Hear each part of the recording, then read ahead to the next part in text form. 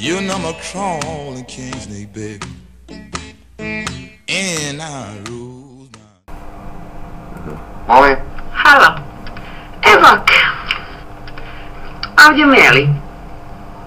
Da? Meli, kako želiš? Nego, malo mi je neugodno, ali moram ti reći, dakle, friend mi je dao tvoj broj. Mislim, ja sam ga zamolila da bi te htjela čuti i možda se vidimo, rekla sam. A što ti imaš reći?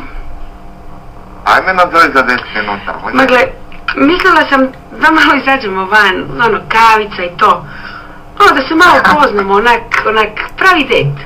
Što kažeš? Ma da.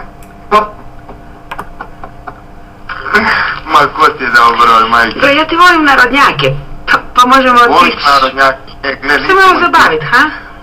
Nisi moj tip. Jesam li ja možda previše napadna kad te samo tak pitam? Ne, sa prijateljem razgovaram. Okej. Pa da budem otvorena. Može? Hoćeš onda samo da se nađemo i čisto... Čisti seks, Ma evo, bez obaveza. 100%. Pa onda vidimo šta bude, ha? Dobro, može, ajde, nazovi me za 10 minuta, može? Ajde. Malo mi je neugodno. Ajde. Te molim se preko telefona. Ali, ajde bar da se nađemo, može? Ajde. Di će ti? Čekaj. Friend mi je rekao da si solo. Možda ima neki razlog za to. Da nisi ti slučajno jedan od onih pedera, pa ne voliš ženske, ha? Sorry, gledaj.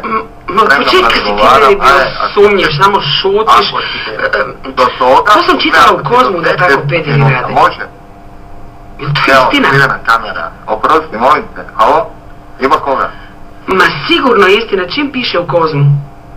Ma marš pederu jedan, ti ćeš mene zvati van. Zovi rađe zezalicu.